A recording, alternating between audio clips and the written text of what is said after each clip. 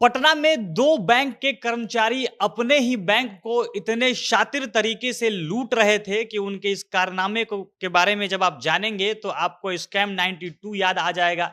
ये लोग अपने ही बैंक से करीब 5 करोड़ रुपए का घोटाला कर चुके थे और लगातार ये कई सालों में पैसा बैंक से लूट रहे थे और बैंक के किसी कर्मचारी को, बैंक कर्मियों को भनक नहीं लग रही थी। पटना के बख्तियारपुर का इलाका और वहीं से बैंक ऑफ बड़ौदा का एक शाखा है और उसी के दो कर्मचारी अपने ही बैंक से दूसरे लोगों का, आम ग्राहकों का सहारा लेकर करीब 150 लोगों को मिलाकर इन्होंने 4 करोड़ 94 लाख करीब 5 करोड़ रुपए इन्होंने लूट लिए हैं। और इन्होंने जिस शातिर तरीके से, जिस प्लानिंग के तहत अपने बैंक को लूटा है, जानकर आपका माथा चकरा जाएगा। अब ये कैसे अपने बैंक को लूट रहे थे, कैसा फर्जी तरीका इन्होंने अपनाया था, सारी कहानी आपको विस्तार से वीडियो में आगे सुनाएंगे। पर उससे पहले नमस्कार, जनता जंक्शन देख रहे हैं आप और मैं हूं सन्नी मिश्रा। कैमरे के पीछे हमारे साथी विशाल खड़े हैं। तो एक फिल्म आई थी कुछ साल पहले जिसका नाम था स्कैम 92। इस फिल्म में दिखाया गया था कि भारत में एक स्कैम हुआ था। असल कहानी है, हर्षद मेहता नाम का एक स्टॉक ब्रोकर था जिसको बिग बुल कहा जाता था। वो कैसे फर्जी स्टैक दिखाकर, फर्जी धन दिखाकर बैंकों से लोन लेता था। किसी एक बैंक से लोन लेकर दूसरे बैंक को दिखाता था और उससे लोन लेकर तीसरे को। ऐसा ही चेन चलाकर इसने करीब 4,000 करोड़ रुपए उस समय घोटाला कर दिया था इसने। अभी के हिसाब से देखा जाए तो वो 50,000 करोड़ रुपए से भी ज्यादा का घोटाला था। और ठीक यही पैटर्न, यही तरीका इन लोगों ने भी अपनाया था। बैंक ऑफ बड़ौदा का शाखा, जो माधोपुर शाखा है, जो बख्तियारपुर इलाके का है, वहीं से ये सारा घोटाला सामने आया है। दरअसल ये लोग कर क्या रहे थे कि बैंक से लोन ले रहे थे। अब लोन लेने के लिए बैंक में या तो आप स्टैक के रूप में कुछ धन दिखाना पड़ता है जो गिरवी एक तरह से रखते हैं, या तो आप जमीन का कागजात रखते हैं या कुछ रखते हैं। इन लोगों ने एक प्लान किया था। ये लोग लोन लेने के लिए जो गिरवी के रूप में धन रखा जाता है उसके बदले ये लोग सोना दे रहे थे। अब सोना दे देकर ये लोग लोन ले रहे थे। इन्होंने लगभग 150 ग्राहकों को, 150 अलग अलग लोगों से लोन दिलवाया।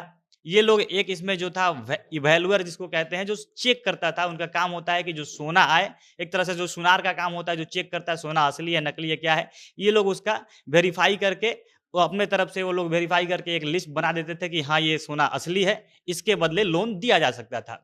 यही दो वैल्यूअर थे और भी एक दो कर्मचारियों को मिलाकर ऐसी आशंका बैंक के जो अभी एरिया मैनेजर हैं उन्होंने जताया है कि इन लोगों के साथ और भी लोग मिले हुए थे। इनको मिलाकर ये लोग लोगों से लोन का अप्लाई करवाते थे। जब जो ग्राहक थे लोन अप्लाई करते थे तो इन लोगों से फर्जी सोना, जो असल में नकली सोना था, जिसका जो एक कैरेट होता है, जिसकी जांच हुई है तो पता चला है कि ये काफी लो ग्रेड सोना है। जैसे आप सुनते होंगे कि 22 कैरेट सोना, 24 कैरेट सोना, तो वैसे ही काफी लो ग्रेड का घटिया सोना जो जानबूझ के खरीदा हुआ नकली सोना इन्होंने खरीद कर ये लोग ग्राहक को देते थे।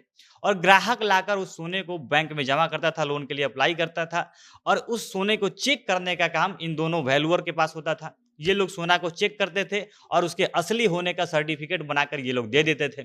और बारी बारी से लोन लेकर, अब वो असली होने का जब सर्टिफिकेट मिल जाता था तो बैंक से लोन पास हो जाता था। और ऐसे ही बारी बारी से करके इन्होंने कम से कम 150 अलग अलग लोगों को लोन दिलवाया था। और जो कमीशन ऊपर का बनता था, जो लोन लिया जाता था, वो ये लोग अपने पास रखते थे। और 150 लोगों का सहारा लेकर इन्होंने करीब 4 करोड़ 94 लाख रुपए अपने ही बैंक से लूटे थे। बैंक ऑफ बड़ौदा से लोन दिलवा दिलवा कर इन्होंने 150 लोगों को। और इन 150 लोगों के बीच का जो कमीशन होता था, क्योंकि सारा प्लान इन्हीं का होता था कि कैसे क्या करना है। सोना भी शायद ये लोग खुद से ही अरेंज करवाते थे और खुद से ही उसको पास कर देते थे कि ये असली सोना है, और बैंक के लॉकर में वो सोना रख दिया जाता था। अब हो क्या रहा था कि 150 लोगों को लोन तो दे दिया गया था। अब समय के अनुसार जब बैंक ऑफ बड़ौदा इनके पीछे पड़ी, क्योंकि लोन वापसी करने का भी एक समय होता है, उनके तरफ से जो ग्राहक थे जिन्होंने लोन लिया था, वो लोग लोन जमा करने के लिए बिल्कुल भी कोई इंटेंशन, कोई भी उनके तरफ से मन नहीं दिख रहा था। बैंक बार बार उनको नोटिस भेज रही थी, बैंक बार बार उनके यहाँ जाकर अपने तरफ से कोशिश कर रही थी कि वो लोग वापस अपना लोन वापस कर दें। लेकिन बैंक के जो उधार लेने वाले लोग थे, जो लोन लेने वाले लोग थे, उन्होंने कोई भी ऐसा मन नहीं दिखाया कि उनको लोन जमा करना है।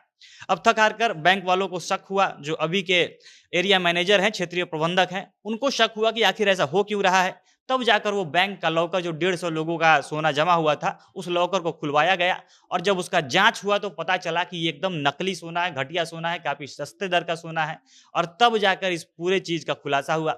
अब दोनों जो वैल्यूअर थे जिन्होंने इसको सर्टिफिकेट देकर पास किया था इस सोने को, ये दोनों लोग अंडरग्राउंड हो जाते हैं, इन लोगों का पता नहीं चलता है और तब ये सारा खेल स्पष्ट होता है कि इन्हीं लोगों ने जानबूझकर, इन्हीं लोगों के मिलीभगत से ये सारा खेल हुआ है।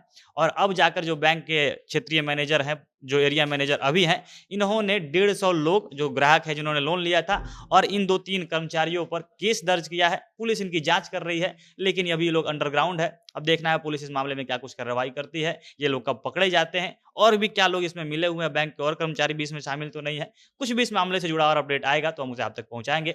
बाकी आप लोग इसके बारे में क्या कुछ कहना चाहते हैं, अपनी प्रतिक्रिया आप कमेंट बॉक्स में लिख सकते हैं। जनता जंक्शन देख रहे थे आप, बहुत-बहुत धन्यवाद।